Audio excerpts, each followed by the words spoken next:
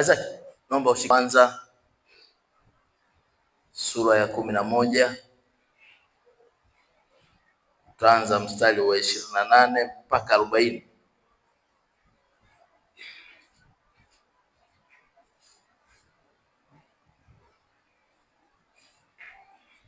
Wafalme wa kwanza sura ya 11 mstari wa 28 mpaka 40.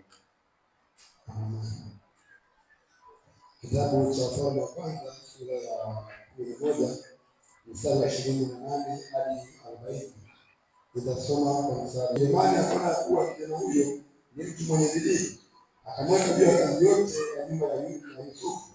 Ikawa zamani zile Yeroboamu alipokuwa akitoka katika Yerusalemu, nabii Ahiya Mshiloni alikutana naye njiani, naye Ahiya amevaa vazi jipya, na hao wawili walikuwa peke yao mashambani. Ahiya akalishika lile vazi jipya alilokuwa amelivaa, akalilanua vipande 12, akamwambia Yeroboamu, maana Bwana Mungu wa Israeli asema hivi, nitauanua ufalme na kuondoa katika mkono wa Sulemani, nami nitakupa wewe kabila 10, lakini yeye atakuwa na kabila moja kwa ajili ya kuabudu Ashtoreth, mungu mke wa Wasidoni, na Kemoshi, mungu wa Waamoni, na Milko, mungu wa wana wa Amoni. Wala hakwenda katika njia zangu kutenda mema machoni pangu, kunishika sheria zangu na hukumu zangu kama Daudi baba yake. Walakini nitaondoa ufalme wote katika mkono wake, lakini nitamfanya mkuu siku zote za maisha yake, kwa ajili ya mtumishi wangu Daudi niliyemchagua, kwa maana alinishika amri zangu na sheria zangu. Lakini nitaondoa ufalme katika mkono wa mwanao, nami nitakupa wewe kabila 10, nami nitampa mwana wake kabila moja, ili Daudi mtumishi wangu apate kuwa na taa siku zote mbele zangu katika Yerusalemu, mji ule niliochagua niweke jina langu huko. Nami nitakutoa wewe, nawe utatawala kama roho yako iliyotawala, nawe utakuwa mfalme juu ya Israeli. Tena itakuwa ukiyasikia yote nitakayokuamuru na kwenda katika njia zangu na kutenda yaliyo mema machoni pangu, ili kuzishika amri zangu na hukumu zangu kama Daudi mtumishi wangu alivyotenda, basi nitakuwa pamoja nawe, nitakujengea nyumba iliyo imara kama nilivyomjengea Daudi, nami nitakupa wewe Israeli. Tena nitawatesa wazao wa Daudi kwa sababu hii, lakini si daima. Mstari wa 40 na mwisho. Basi Sulemani akataka kumuua Yeroboamu, lakini Yeroboamu akaondoka akakimbilia Misri kwa Shishaki mfalme wa Misri, akakaa katika Misri hata wakati wa kufa kwake Sulemani. Haleluya. Bwana Yesu asifiwe.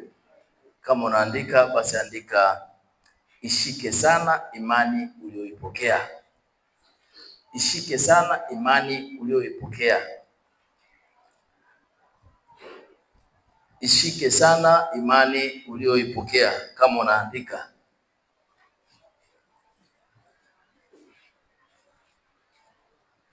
sisi wanadamu tumetofautiana sana katika imani tuliyoipokea. Wako waliookoka na walipoipokea imani wakaanza kuishi, wakaonyesha badiliko, lakini wako wengine ambao ndani yao hawakuamua kuipokea imani ile ambayo wameishi, mwisho wa siku kwa wameishi vile kama ambao walikuwa mwanzoni. Lakini leo tutamwangalia huyu kijana Yeroboamu ambaye alikuwa chini ya mfalme Sulemani, namna alivyoweza kuishi katika nyumba ile na namna Sulemani anachokisema juu ya maisha yake katika utumishi. Bwana asifiwe. Haleluya. Biblia inatuambia Yeroboamu alikuwa kijana mwaminifu na mtii mbele za mfalme, na mfalme alimwamini yule hata akabadilisha nafasi aliyonayo, akampa nafasi ya kukaa katika nyumba ya Yusufu. Bwana asifiwe. Manake Sulemani alimuona Yeroboamu namna alivyo katika utumishi. Inawezekana hakuna jambo ambalo yeye alikuwa akimwagiza yule kijana akawa analipinga. Alikuwa mwaminifu kwa kila namna na kwa kila hali mbele ya mfalme wake. Na hata mfalme alipozidi kuishi naye alipendezwa naye sana, mpaka kaona huyu ni kijana ambaye hodari, ni kijana jasiri anayestahili kufanya kazi. Ukisoma sana Biblia baadaye kutakuwa na shida kati ya huyu mtu na huyu ambaye leo wanaaminiana. Bwana Yesu asifiwe. Haleluya. Haleluya. Lakini wakati anaendelea kumpa, akiendelea kumwamini yule, hakumwamini hivi hivi. Alimwamini baada ya kuonekana yeye yupo katika kile anachofanya, anapokea maelekezo kutoka kwa mfalme wake. Leo hii hata nafasi ya watu wengi imekuwa ikirudi chini kwa sababu ya kutokuelewa kile wanachoelekezwa kutoka kwa wale wenye nafasi za juu. Bwana asifiwe. Haleluya. Utakuta mwingine ni mtumishi mzuri sana, lakini kwa sababu ameshindwa kupokea kile kinachotoka juu, mwisho amebaki katika utumishi wake mzuri pale pale alipo, pasipo kusogea hatua yoyote. Bwana Yesu asifiwe. Haleluya. Mwingine utakuta mwimbaji mzuri sana, lakini kwa kupokea kile ambacho kutoka kwa utumishi wa juu amebaki pale pale. Lakini huyu kutokana na uhodari alionao katika jumba lile, mfalme anamuinua na kumwambia pakete sehemu fulani, hapa ndipo patakapokuwa sehemu. Bado akiendelea kuangalia, lakini tafsiri zaidi huko mbele inaonekana kwamba ufalme wa Sulemani ulikuwa shakani baada ya kuonekana huyu kijana tayari ana nafasi kubwa ya kuchukua ufalme wake. Kumbe Mungu ana tabia ya kumuinua mtu pasipo yeye mwenyewe kujua, bali ule utii na unyenyekevu na uaminifu wako ndipo Mungu anavyozidi kukuinua. Bwana Yesu asifiwe. Kama una malengo na utumishi ulionao, kama una malengo na imani ulionayo, kama una malengo na hicho ulicho nacho, ya kupasa ukitendee haki ili Mungu akuinue kutoka pale ulipo kwenda pale palipo juu. Haijalishi juu yako yuko nani, hata kama amekaa mkuu wa kitu gani, usiogope, kwa sababu Mungu anajua namna ya moyo wako ulivyo. Ndio maana Yeroboamu Mungu alianza kuona moyo wake ulivyo. Hata alipotoka kutamkiwa maneno mazuri na Sulemani, alipotoka Biblia inatuambia alikutana na mtu mmoja anaitwa Haya, ambaye huyo ndiye alikuwa nabii. Bwana asifiwe. Huyo nabii anasema alikuwa katika vazi jipya. Alipoonana naye huko shambani wakiwa wawili tu, katika mazungumzo yao, yule nabii alichana lile vazi, akachukua vipande visivyokuwa 10 akampa huyo, akabakisha vipande viwili. Katika jina lake Yesu Kristo. Sio kama mnaelewa vizuri. Lakini katika vile vipande vile viwili, katika zile koo za watu wale 12, anasema vipande 10 akampa Yeroboamu ili aweze kwenda kufanyia kazi vile vitu, maana ndani ya vile vipande ndani yake kulikuwa na utumishi. Bwana Yesu asifiwe. Angalia upana na upewa huyo Yeroboamu na ufinyu anaopewa mfalme kama mfalme. Mfalme anapewa sehemu ya ukoo wa mtu huyu mmoja, lakini huyo anapewa vitambaa vya watu 10, maana yake kuna koo 10 zaidi ya kufanya nazo kazi. Bwana Yesu asifiwe. Haleluya. Haleluya. Mnaweza mkapata tabu sana kunipata kwa sababu ninachokizungumza ni kigumu, lakini kama tutakwenda vizuri kwa kile unachokipokea utanielewa. Lengo lako, unataka kufanya nini katika utumishi ambao Mungu amekuitia? Kama unataka kuongezeka, Mungu atakuongeza. Kama unasema hivi ulivyo natosha, basi utabaki hivyo hivyo.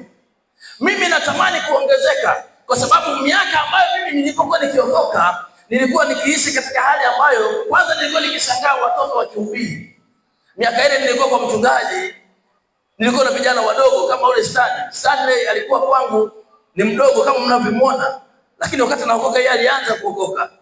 Kulikuwa na fellowship pale kwa mchungaji. Mchungaji alikuwa anatupa kazi ya kuhubiri, anakupangia kipindi utahubiri wote utahubiri. Sasa mimi mara kwanza wakati anapangia kuhubiri niko na hizi sabara gani hili? Mimi nihubiri kitu gani sasa hapo mzee, mbona hivi?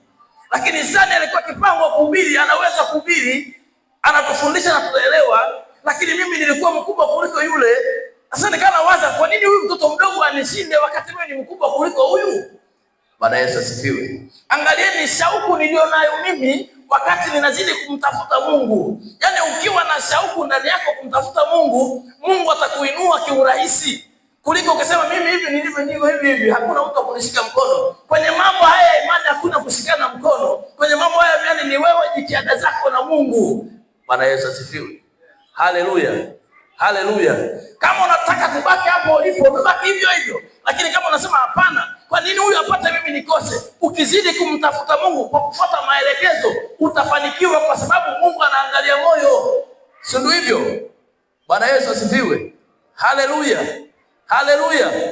Mimi nikajikuta ninawaza mara mbili, kwa nini huyu mtoto mdogo aweze, mimi nishindwe?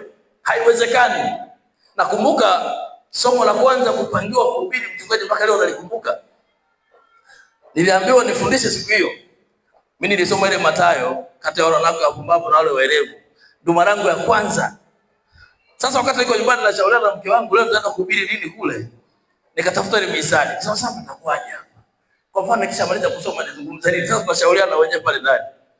Anasema wewe soma alafu acha. Yule mwanamke anishauri hivyo. Wewe soma alafu acha hapo hapo. Sasa itawezekana vipi? Mbona stani akisoma pale asome na kuacha pale? Kuna vitu anaongea na vitoa wapi? Anasema sasa wewe unavijua vya kuongea? Wewe soma tu, acha hapo watamalizia wenyewe. Mimi moyoni mwangu nasema kwa nini nisome niache? Sawa. Yule ananiambia soma kwa sababu si bado uelewa wako hujafika, njia kwa mbali.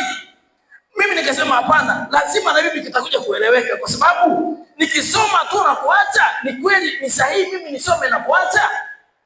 Nikawa nazidi kuongeza bidii za kutafuta ufalme wa Mungu.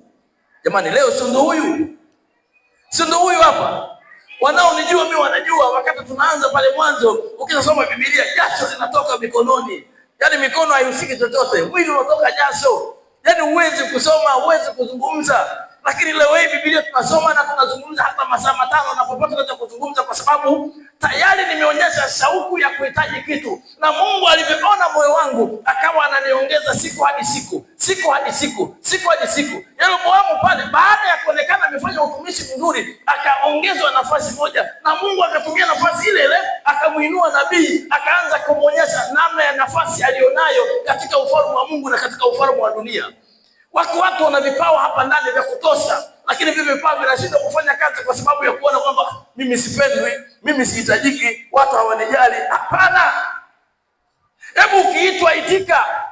Mfalme anamuinua Yeroboamu kwa sababu kila akimuita anaitika, kila akimwelekeza anaelekezeka, kila akimfundisha anafundishika. Mwisho wa siku, yani kibali alichonacho kiongozi wako wa juu ndicho kibali kinachotoka kwa Mungu. Yaani hakuna namna nyingine yoyote. Ndio maana Mungu baadaye akaja kumuinua nabii baada ya kiongozi wake alionaye kumwambia kwamba nafasi ile nayo toka na nafasi nyingine. Mungu akaanza kuidhihirisha nafasi kumpitia nani? Yule nabii. Bwana asifiwe. Haleluya. Sasa ukisema mimi hapa nilipo najua kuimba lakini siimbi, au hakuna kunisaidia. Najua kuhubiri lakini sihubiri, hakuna kunisaidia. Utabaki hivyo kwa sababu Mungu anataka kuinua kupitia huyo ambao unamuona, kwa sababu yeye kamweka kwa sababu yako wewe. Leo hii huduma imekuwa ngumu kwa sababu watu hawajitoi, kwa maana kwamba kutokufahamu huduma alizonazo zinatakiwa zifanyaje. Bwana Yesu tusaidie. Haleluya. Haleluya. Yaani angekuwa kila mmoja akawa na shauku kwamba mimi ninakwenda kuimba, malengo yangu ni rekodi nyimbo, nihakikishe watu wanamsikia Mungu kupitia uimbaji, na nitakapopata nafasi ya kuimba nitaimba, kama sitoimba tena. Nataka kukuambia wewe, lazima Mungu akuinue, lazima akupe nyimbo mpya, lazima akupe maono mapya, lazima akupe jitihada za kufanya ile kazi. Ndipo Mungu anapoenda kujidhihirisha katika kile kilicho ndani yako. Hata akisema leo ninatakiwa kufanya uinjilisti, yaani ndani yako tu uone kwamba ninatamani kufanya uinjilisti. Haijalishi nani amekutuma, nani anataka uripoti. Wewe moyoni mwako tu unasema hapana, Mungu amesema nendeni ulimwenguni mkaongezeke. Yaani pasa kuwaongeza watu. Nilipata neema ya kuokoka, nami nitahakikisha watu wanaokoka. Yeroboamu anaambiwa atachukua vipande 10 vya nguo mpya ambavyo ndani yake ni huduma. Atakwenda moja kwa moja kuhakikisha ndani ya vipande 10 vinaenda kuzalisha kwa ajili ya kazi ya Mungu. Ndani yangu nina utumishi, yaani pasa kuutumia utumishi kwa ajili ya Mungu. Mungu atakapoona moyo wako ndipo atakapozidi kukuinua. Bwana Yesu asifiwe. Haleluya. Hata kama mimi ni kiongozi wako, niko juu, nikisema ninabana hutakiwi kutoka kwenda kokote, Mungu atadili na mimi. Hayo ndio aliyomkuta Sulemani huko mbele. Sulemani ukiangalia katika historia pale, alikuwa ameharibu sehemu nyingi sana. Kulikuwa tayari yeye na Mungu ameshaingia vurugu. Mungu anatafuta namna gani ya kumtoa mtu ili afanye nafasi ya yule bwana ambaye baada ya kuharibu. Bwana asifiwe. Unajua niwaambieni, ndio maana sasa hivi makanisa mengi watu wanafanya kazi mtu mpaka na miaka 90, ana miaka 100 anafanya kazi. Vijana wapo kwa sababu vijana si watiifu tena, si waaminifu. Sasa yule atafanya kazi, atamwachia nani ile kazi? Nani atamwachia? Kila mtu anasema mimi kwa nini ananijua? Mimi si kabila lake. Mimi si ndugu yake. Mimi sababu ni nyingi za uongo. Akikwambia njoo nikufundishe kuwa mwaminifu katika, mbona huji? Unatoa lawama. Lawama zile mbele za Mungu hazifiki. Zinabaki kwako mwenyewe. Mungu anataka kuona wewe unawajibika katika nafasi unayopewa. Wala usitaji malipo, wala usitaji kujinua, wala usiwe na sababu ya kuhesabu. Ya kupasa ujue kanisani uje saa ngapi, njoo. Hata kazi zako njoo kanisani. Lakini sasa maisha yamekuwa juu kuliko Mungu. Mungu hana nafasi tena. Tunaanza ibada saa 7 asubuhi, kuna mchungaji tu. Washirika bado wako nyumbani. Sasa mchungaji anawahi kuja kumfundisha na vitu. Hivi vitu ni vya mtu mmoja mmoja kuamua. Ifike wakati jithamini mwenyewe na utambue umri ulionao na nyakati tunazo. Mungu anahitaji ufanye nini? Bwana asifiwe. Hivi ni kweli mzee awaiteni, jamani njoni. Atatoaje hesabu ya sisi kama hatukubaliani naye? Mungu anamuinua nabii kuthibitisha neno la yule mfalme kule kwamba tayari huyu hatua yake isiongezeka, yampasa kufika sehemu nyingine. Ndivyo Mungu atakachokifanya. Ukiwa mwaminifu katika vyote unavyopangiwa, lazima Mungu akutoe. Kama ulikuwa mhubiri, utajikuta unaongezeka. Kama ulikuwa mwimbaji, utajikuta unaongezeka. Kama ulikuwa mwalimu, utajikuta unaongezeka. Kama ulikuwa mchungaji, utakuta unaongezeka. Na nafasi yako inajidhihirisha. Hatujafungua matawi miaka mingi hapa ndani. Hatuna matawi. Sasa tunampeleka nani kwenye tawi? Kila mtu kakaa nyuma, labda sijui itakuwaje. Sasa kutafanya lini? Wakati umekwenda kwa dhamana ipi? Mungu atusaidie sana. Bwana Yesu atusaidie. Haleluya. Utakwenda kwa dhamana ipi? Lazima tuonyeshe jitihada kwamba hapana, inatosha sasa hivi. Nataka nijidhihirishe mbele za Mungu na mbele za wanadamu. Kwani Yesu si ilikuwa hivyo? Alipozidi kukua aliwapendeza wanadamu na nani pia? Bwana asifiwe. Aliwapendeza wanadamu na Mungu pia. Kumbe na wao wana nafasi ya kuwapendeza wanadamu na Mungu pia. Wanadamu unawapendeza kwa kuwa mtii na mwaminifu katika nafasi yako. Imani ulio nayo umeishika kiasi gani? Na kama imani ulio nayo umeishika, inakufundisha nini?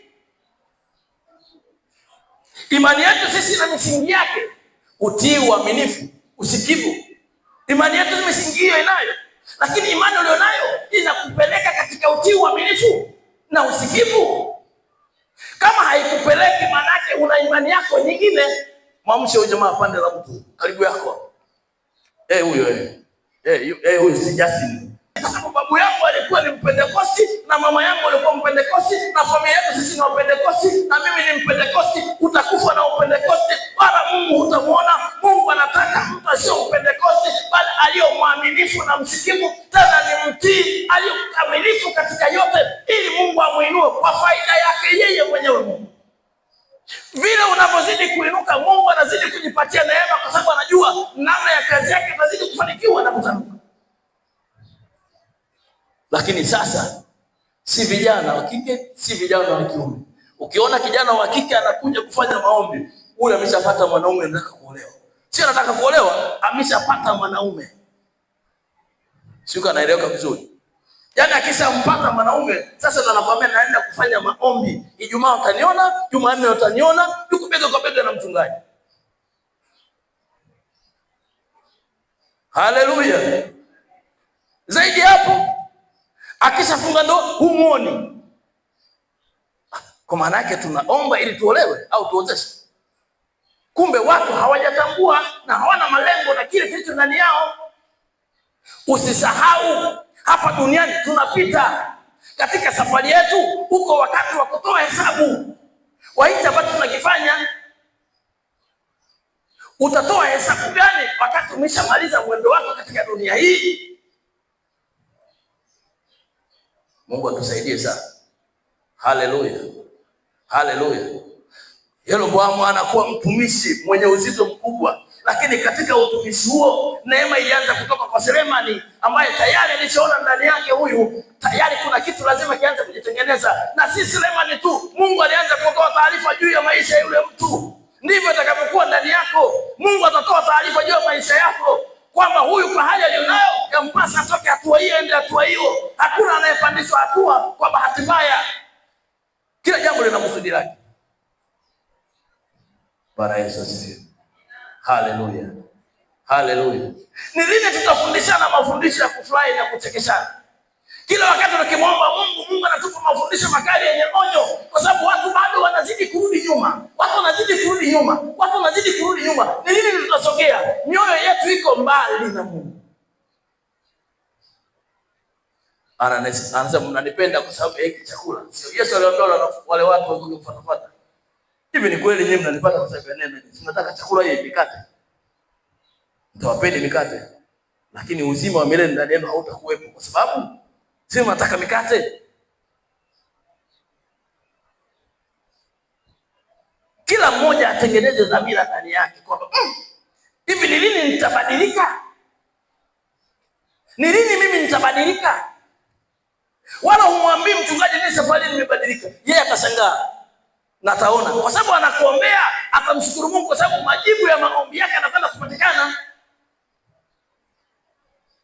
Atakushangaa wewe Jumanne upo, Ijumaa upo, Jumapili asubuhi upo, kwenye uinjilisti upo, kwenye uimbaji upo, kwenye hiki upo.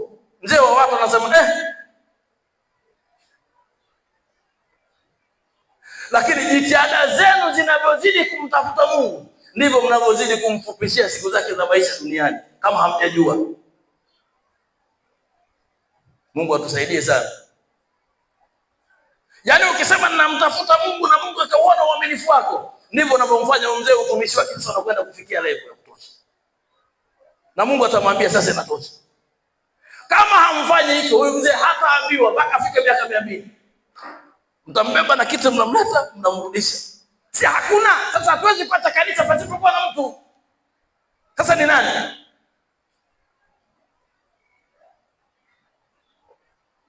Bwana Yesu atusaidie. Bwana atusaidie. Huu mchezo wa kuyasikia maneno ya Mungu na kuyaruhusu yapite yaende bila kuyatendea kazi, hii ni laana mbele za Mungu. Yako mambo mengi tunayafunga sisi wenyewe. Na haya mambo ni maneno ya kinabii yanakuja kama alivyoruhumu hapo, anatoka anakwenda anakutana na nabii, anamwambia mambo ya kinabii juu ya maisha yake. Na haya maneno unayosikia utafikiri ni maneno ya kusikiliza na kuacha. Huo ni unabii Mungu anaotoa juu yako, kwamba hapana, ya kupasa usimame ujue imani ulionayo umeithamini kwa kiwango gani na unaitendea kwa kiwango gani. Au unafunika kombe wanaharamu wapite. Hakuna mwanaharamu atakayepita. Hilo kombe utalifunua mwenyewe. Haleluya. Haleluya. Haleluya. Lazima tuangalie namna gani Mungu anataka tufanye kazi. Sisi kweli tumeokoka, tunampenda Yesu. Hivi jamani, kuna mtu anaweza kusema maana halisi ya kuokoka? Kuna mtu anaweza kusema, tumpe maiki hapa, maana halisi ya kuokoka. Maana yake ni nini kuokoka? Kumpokea Kristo maana yake nini? Isaac, naomba kwanza chukua maiki hapa. Naomba chukua maiki. Kama mwenyewe hutaelewa naomba aseme mwingine. Nini maana ya kumpokea Kristo? Naomba chukua maiki unayo. Hebu tuambie kwanza, nini maana ya kumpokea Kristo? Bwana Yesu asifiwe. Amina. Maana ya kuokoka kama kupokea Kristo ni kumkiri kuwa ni Bwana na Mwokozi wa maisha. Mwingine anasemaje? Mwingine anasemaje? Mpe na huyu jamaa. Naomba mpaka nipate jibu. Amina.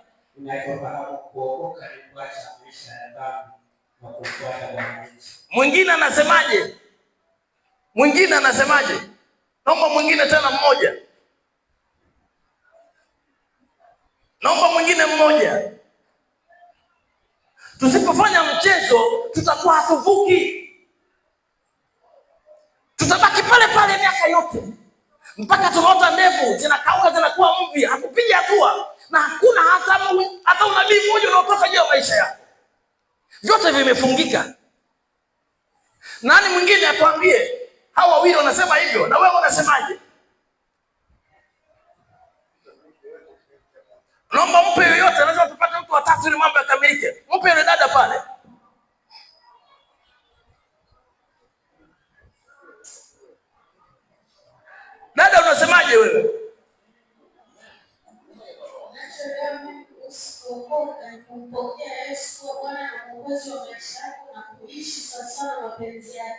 Una nafuu kidogo sana, lakini bado nakorofishwa.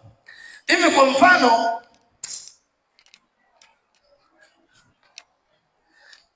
jamani, si hii maiki ninampa huyu, hii maiki nimempa huyu, kama hajaitunza ile maiki, kuna faida ya huyu kuipokea? Mungu atusaidie. Kuna faida ya huyu kuishi na ile maiki kama hajaitunza? Iko faida? Kuna hasara gani kama hajawa mtunzaji wa hii maiki? Watu wananong'ona. Hebu soma hapo, soma nani? Soma Kumbukumbu. Kumbukumbu sura ya 6. Mstari wa kwanza mpaka wa 7. Hapo ndipo penye shida. Wakristo tumeamua kuwa Wakristo jina, lakini si Wakristo wafuasi halisi. Hatufanikiwi kwa sababu tumejifunga wenyewe. Tunaamini tukisema kwamba kumpokea Kristo inatosha. Hebu soma kwanza hapo. 6:1-7.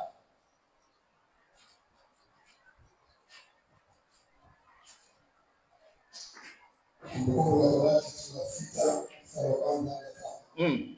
Neno la Mungu linasema, na hii ndiyo sheria na amri na hukumu alizoziamuru Bwana Mungu wenu, mfundishwe mpate kutenda haki, kuzitenda mabaya.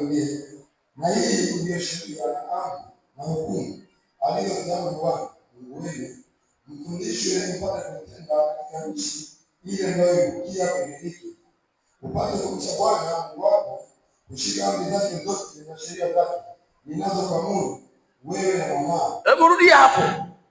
Upate kumcha Bwana Mungu wako, kushika amri zake zote na sheria zake ninazokuamuru wewe na mwanao na mwana wa mwanao siku zote za maisha yako, tena siku zako ziongezwe. Yaani upate kuzishika sheria mimi ninaelekezwa, pamoja na watoto wangu wanaozaliwa, na hata kitakana na watoto wao watakaozaa, na hata kitakana na watoto wao. Sheria ile ambayo Mungu anaizungumza hapa ndio sheria ambayo itamponya mwanadamu, kwamba umwabudu Mungu katika roho yako yote na uache yote ambayo hayaendani na mimi Mungu. Haya maagizo yasiyo yako peke yako, mwambie na mwenzako na mwenzake ili na mwenzake. Katika hayo mkiashika, ninyi mtakuwa mmempokea Kristo katika kweli, maana mmempokea Kristo katika sheria ile ambayo ipo. Endelea hapo. Mstari wa 3. Sikiza basi, Israeli, ukaangalie kuzitenda, upate kufanikiwa, mpate kuongezeka sana, kama Bwana Mungu wa baba zako alivyokuahidi, katika nchi itakayowakiwa na kufanya. Sikiza, Israeli, Bwana Mungu wetu, Bwana ndiye mmoja. Nawe mpende Bwana Mungu wako kwa moyo wako wote, na kwa roho yako yote, na kwa nguvu zako zote. Na maneno haya yanayokuamuru leo yatakuwa katika moyo wako, nawe wafundishe watoto wako kwa bidii, na kuyanena uketipo katika nyumba yako, na utembeapo njiani, na ulalapo na uondokapo. Haleluya! Lakini tumezoea kumpokea Kristo kama pochi ya kuwekea pesa. Kristo tumempokea, tumemtia kwenye pochi, tunazurura naye, tumempokea, mambo mengine haina shida, sisi tumempokea. Ndio maana tubadiliki. Lakini kumpokea Kristo ni kuzishika sheria za Mungu ambazo zinatuzuia mabaya. Ukizishika sheria za Mungu, maana wewe ndio utakuwa umempokea nani? Lakini kumpokea Kristo kama unavyofikiria nimempokea Kristo, mimi nimempokea Kristo, mimi nimempokea Kristo, mwisho wa siku ndio wewe yule yule mjeuri, ndio wewe yule yule mbishi, ndio wewe yule mjuaji, ndio wewe yule yule msufufu, ndio wewe yule unayesema umempokea Kristo. Kristo anayezungumza sio huyo. Kristo anasema zishike sheria zangu, tena uyaandike haya moyoni mwako, maana moyo wako ukiandika haya, utaniwaza mimi usiku na mchana, utatembea na mimi, utanifikiri mimi, utanizungumza mimi, yote niyapasayo kuyafanya utayafanya ndani yako. Hapo ndipo nitakapoishi ndani yako. Si amesema aliyo ndani yako na mimi niko ndani yake? Lakini kama umempokea Kristo, halafu sheria zake uzishike sawa sawa, na wewe umepewa maiki, wala usijue kazi yake ukazurura nayo, na hata ukaitupa mvani, hata kaingia kutu, wala huna sababu nayo kuifuatilia, kwa sababu huna kazi nayo. Kristo anasema zishike sheria zake kikamilifu, moyo wako, zipate kutenda kazi ili akuponye wewe na familia yako. Bwana Yesu atusaidie. Haleluya, haleluya. Lakini tumekuwa wasika Kristo kiujanja. Sasa Kristo anatushangaa, ni lini tutafanya kazi yake kikamilifu? Si wa mama, si wa baba, si wa binti, si vijana. Hakuna mwenye shauku ya kusema ninatamani kuzishika sheria za Mungu. Eti kuja kanisani mpaka ulazimishwe, eti kusoma neno mpaka ulazimishwe, eti mpaka uulizwe. Hii ni aibu ya nani, watu wa Mungu? Haleluya. Tunakwenda mbingu gani? Hii itakuwa mbingu ya Morogoro. Haiwezekani. Haiwezekani tusikue, lazima tukue tufanye kazi ya Mungu. Haiwezekani, mimi nawaambieni, tukitaka kufanya kazi ya Mungu lazima tukubali kuzishika sheria zake. Lakini katika sheria zake, miongoni mwa sheria anayemfanya Mungu aone moyo wako kubadilika, utii. Huna wa kushindana naye. Huna wa kushindana naye. Shindana na roho yako mwenyewe. Ukipambana na roho yako mwenyewe. Nabii zinatoka unajisikia.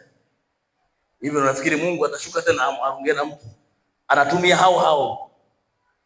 Na anaposema kabisa yatupasa kubadilisha mifumo. Kama mwanahuduma, ipende huduma yako kwa moyo wako wote. Ipende huduma yako kwa moyo wako wote. Huwezi jua. Jiwekee malengo na mikakati. Na wala katika malengo yako sitamani kuona unaulizwa. Bwana vipi? Au kaenda, bwana mimi nafanya sana. Atakaye wala hata kukuza muda. Ninatamani kutumika. Katika kutumika kwa ajili ya utukufu wa Mungu, moyo wangu ninajinyenyekeza ardhini kwa miguuni mwa Bwana. Na Bwana afanye kila anachokiweza ndani yangu. Ndipo Mungu atakapofungua malango. Haleluya. Haleluya. Hivi mpaka lini? Mpaka lini? Mungu anasema anapendezwa na vijana kwa kuwa wana nguvu. Wewe si kijana? Haleluya. Labda tunaongea na wazee. Si kijana. Sasa ni lini? Upendo wa Mungu juu yako unakwenda wapi? Haleluya. Siku moja naenda kanisa moja hivi. Kufika kule wakawa na soma matumizi na mapato. Lakini wakati wanasoma matumizi na mapato, wakazima mic. Wakaweka chini. Barabarani kama hapo watu wanapita. Wakawa wanatangaziana wenyewe. Mwezi huu tumepata hivi, mwezi huu tumepata hivi, mwezi huu tumepata hivi. Sasa mimi nawatizama. Yaani kiwango wanachokizungumza tusikipata. Si kiwango cha kuzungumza, ndio maana hata wao wanaona aibu kule nje, wanataka watu wasikie. Anasema mwezi tumepata sadaka, Jumapili tumepata sadaka shilingi 3000. Sijui hawa watu 1500, watu wako kama 30 40. Baadaye wakajichanganya. Wamemaliza shughuli zao wakaniambia nihubiri. Nikamwambia acha nitahubiri na hiki pia. Wewe katibu mpe maiki. Wale jamaa sio wataniita tena. Haleluya. Nikamwambia katibu chukua maiki. Soma taarifa zako. Akasema unajua wewe soma taarifa zako. Kinachokufanya ushindwe kusoma ni nini? Nikamuuliza mtu mwingine. Utaratibu tuliojiwekea. Nikamuuliza mzee wa kanisa. Akasema vitu vya kawaida. Nikamwambia sikilizeni. Kinachofanya mshindwe kusoma aibu. Hivi watu hawasikie kanisa lenu linapata shilingi 3000 kwa wiki. Hivi nyinyi sura zenu mtaziweka wapi? Hivi kweli nyinyi watu hata mkatoa shilingi 500 ndio wapata shilingi 3000? Inaonekana hapa ndani watu wanakuja kibabe na wanaondoka kibabe. Hii ni aibu yenu wenyewe, ndio maana mmeifanya kuwa aibu ya ndani mwenu. Sasa kwa taarifa yenu, hiyo taarifa mnaisoma upya. Si kazi yako, lakini hii lazima ipite. Nilipomaliza kuna vitu fulani kaviendea, lakini baada ya hapo tukafanya maombi. Katika maombi nikamwambia kabla ya kuomba tutatoa sadaka tena upya. Pakapatikana shilingi 20,000. Ni wale waliopata 3000. ikapatikana vishina kitu. Nikamwambia sabuni hapo hapa. Si ndo hawa? Kuna vitu vimejengeka vya kumfunika mtu ili asitoke pale alipo. Mimi nataka niwaambie ni watu wa Mungu, wewe kama ndani yako unaona una utumishi wa kumtumikia Mungu kwa kiwango cha juu, usikae kama mkia. Jitokeze, na kujitokeza kwake ni vile, fuata vile utaratibu uliopewa. Wewe ufanye tu, Mungu atasema na hao kati yenu. Mimi naona wachungaji, naona viongozi wakubwa huko ndani. Sasa ni dhambi kubwa kukaa miaka inaenda miaka inarudi, halafu wala huwazi kitu chochote kwa sababu unaona mimi sipendi. Yaani ukiwiwa kufanya kazi ya Mungu ifanye, lakini kwa kufuata ule utaratibu ambao Mungu ameuweka, halafu utashangaa bendera hiyo inapepea. Bendera hiyo. Haleluya. Haleluya. Dakika zangu zimekwisha. Naomba tusimame. Sheria zake, yale mabaya ambayo hayaendani na Kristo yatupasa tuyaache. Yale mazuri ambayo Kristo anayasema yatupasa tuyaishi, ili tuthibitishe kwamba Kristo tumempokea na yeye yuko ndani yetu. Hapo ndipo tutakapoomba chochote. Sikasema ombeni chochote. Hasemi na wahuni, hasemi na matapeli, hasemi na waongo. Anasema na walio waaminifu katika kuzishika sheria zake. Mungu atusaidie hapo. Sasa ukishazishika sheria zake, utapeleka chochote mbele zake na yeye atajibu, kwa sababu tayari ameshauona moyo wako umefunguka juu yake. Wakati anazungumza, tafakari mwenyewe moyoni mwako kwamba hivi ni wapi, kwa nini nimebaki hapa, na malengo yangu mbona yanaonekana na yumba, sielewi ni lini atatimia. Mungu ni yule yule aliyojana, juzi na miaka ile. Ni yule yule anayewapa utumishi wengine. Kwa nini asikupe wewe? Kama ndani ya moyo wako umedhamiria kumtumikia Mungu, ndani ya moyo wako umedhamiria kuyaacha mabaya, ndani ya moyo wako umedhamiria kumpendeza Mungu, ndani ya moyo wako umeamua kushika yale yote ambayo Mungu amekusudia, kwa nini akuache? Ila kama unasema baba yako na mama yako walikuwa Mpentekoste, subiri. Mpentekoste atakuokoa siku ya mwisho. Naomba nyimbo kwa Mungu. Wakati tunaendelea kukumbushana haya, wewe moyoni mwako jihoji mwenyewe kwamba sehemu gani mimi ninakosea, sehemu gani mimi sijakaa sawa, sehemu gani ninatamani kuona ninasogea katika sehemu ambayo Mungu anataka nisogee. Wakati wako umefika. Hatuwezi kukaa miaka nenda miaka rudi. Wakati wako umefika. Mungu anakupenda, ndio maana anakukumbusha. Usikate tamaa na wala usione wewe ufai. Hapana. Mungu anajua taarifa zako zote anazo.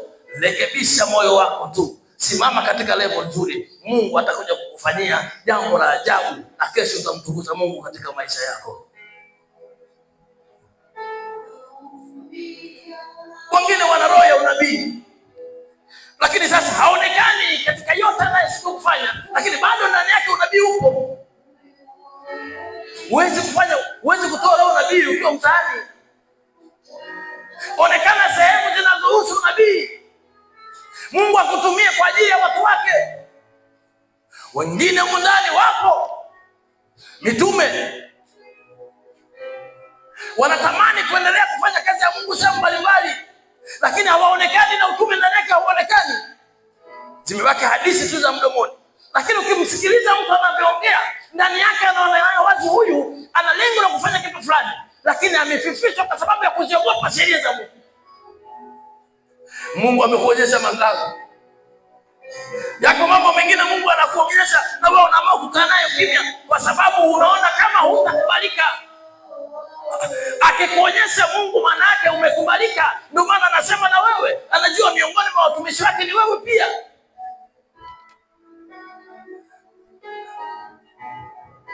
Tafakari sana na Mungu anachokisema na wewe katika maisha yako. Iko siku utamaliza mwendo katika dunia hii, na hesabu utajua mwenyewe hesabu gani utatoa. Ninakuja kwako,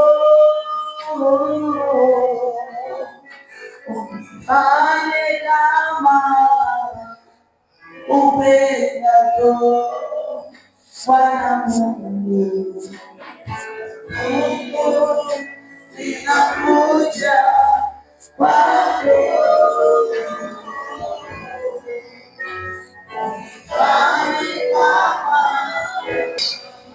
Ninakushukuru kwa kuwa wewe ni Mungu mwaminifu. Wajua namna ya kuwainua watu wako, wainua watu wako kutokana na sababu zako. Maana Bwana waubariki moyo mnyenyekevu, maana Bwana wauinua moyo mtiifu. Yeroboamu alikuwa mwaminifu mbele ya Sulemani. Kumbe Mungu katika uaminifu wake ilimpasa umwinue ili asimame mahali ambapo Mungu patakwenda kukuzalia matunda. Tazama namna ya kijana huyo aliyojikabidhisha mikononi mwako, shauku yake kukutumikia Mungu kwa nafasi uliyompa. Fungua milango Baba, mpe kujali kazi yako, mpe kushika sheria zako, ili Kristo anaishi ndani yake ambatane na sheria ulizompa. Bwana Yesu, habari ikawe njema ndani yake na kwa familia na vizazi vyake. Uwezo wa Mungu ukatimia ndani yake kwa ajili ya utukufu wako. Tunaamini Baba, kila mmoja atakayesimama ni faida kwako, kwa mamilioni atakayekukimbilia. Asante kwa kuwa Mungu mwaminifu. Umelifanya kuwa kanisa linalokuwa na kuongezeka. Lakini Bwana, ulishaacha kutuma malaika wako. Bwana, watumia Roho Mtakatifu kutuongoza. Unatumia roho za kinabii kufanya kazi. Umeachilia roho za utumishi wako ndani ya kanisa lako. Yule aliyo tayari Bwana, sema na tazama moyo uliopondeka na kunyenyekea mbele zako. Uinue Bwana kwa uwezo wako. Bwana Yesu, wewe ni mwaminifu. Ni nani kama wewe Bwana? Hakuna mwingine kama wewe. Tazama namna nyakati anazopitia mama huyu.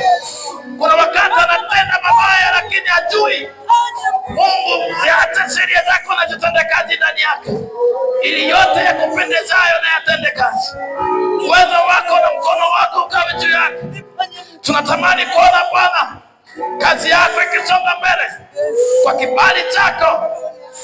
Haya Mungu ulimtuma kwa ajili ya watu wako, na Bwana alitenda sawa sawa mapenzi yako. Bwana, waangalia moyo wana wao, uangalie sura. Tena Bwana, uangalie kabila, bali uangalie unyenyekevu. Simama mwenyewe Bwana, ziachilie sheria zako ndani yake na akadumu sawa sawa mapenzi yako. Asante kwa kuwa wewe ni Mungu. Tazama binti huyu Bwana, yuko mikononi mwako. Anakupenda sana lakini ana changamoto nyingi.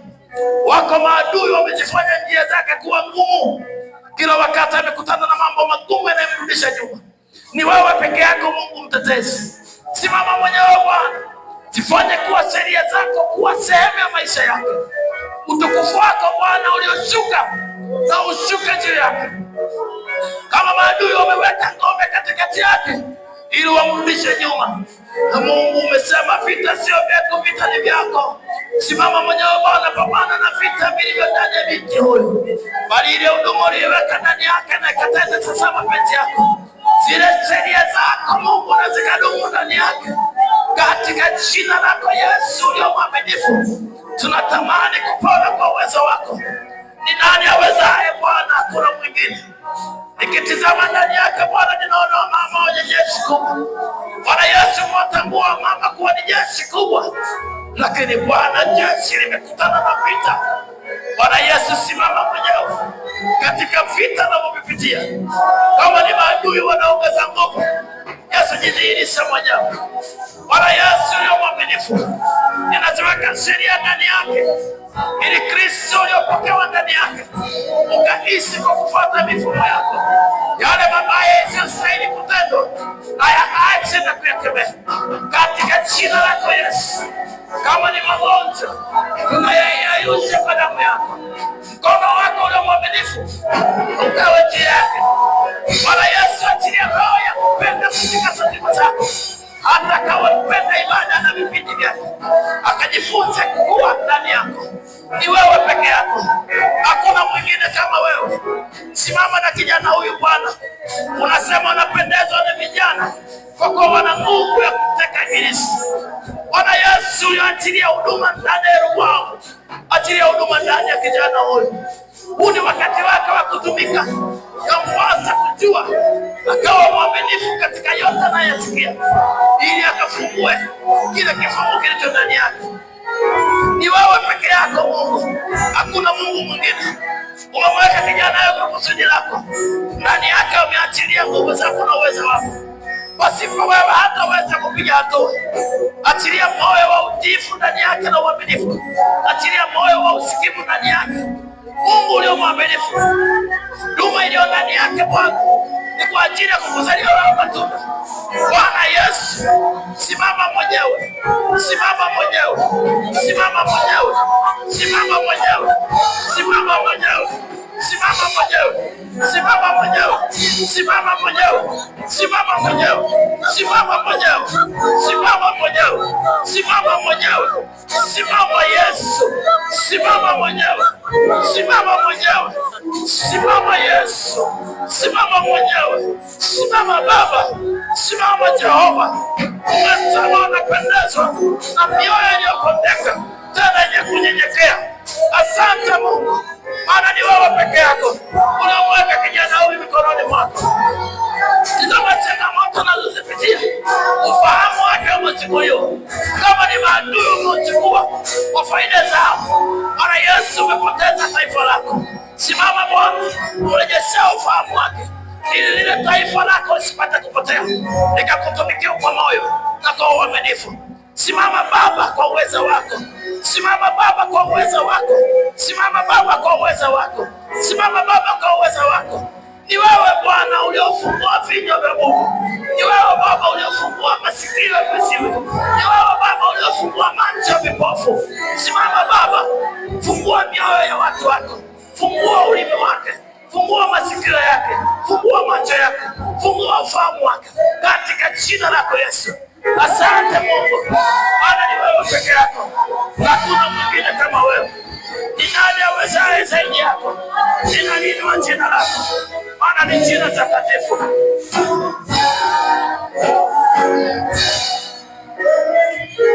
Bwana Yesu, ni wewe peke yako.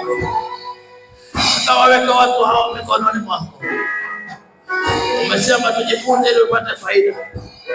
Katika faida tunazozipata ni namna ya kubadilika kutoka njia mbaya kuja njia njema. Ni namna ya kushuka safari tulizo nazo na kurudi katika njia zako. Bwana Yesu, wewe ni mwaminifu. Uache kusema na watu wako na uache kuwakumbusha. Mungu, hatuna cha kujitetea mbele zako. Wayajua maisha yako, watujua vyema. Ni nini tutakachokisema ambacho Mungu ukiona? Maisha yetu hayajua, mienendo yetu hayajua. Lakini Baba, hatutafika pasipo kuzishika sheria zako. Hatutafanikiwa pasipo kukupokea wewe Kristo. Ishi ndani ya watu wako. Badilisha mifumo yao, wape shauku ya kujifunza ili wapate kupata faida. Asante Mungu, kwa kuwa wewe pekee wastahili msaada huu. Katika jina lako naomba nikushukuru. Amen.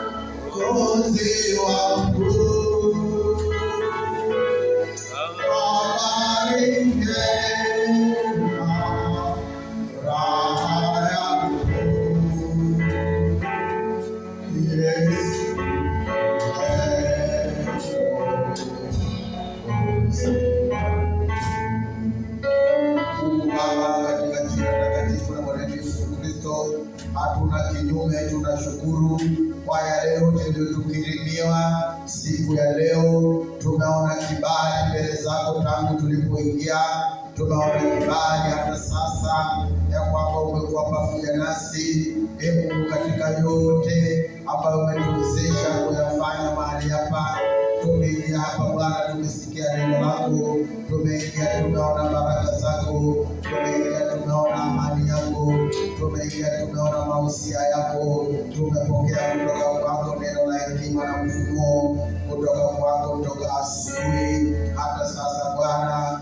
Umeendelea kwa katikati yetu, nasi tunajikabidhi tena mikononi mwako Mungu. Tunaamini yale yote ambayo umeweka mioyoni mwetu kama mbegu yataendelea kukua na kuongezeka kwa ajili ya utukufu wako. Tunaomba Bwana, pokea sadaka zetu, pokea Bwana shukrani zetu, pokea ibada yetu Mungu, kaitakabali.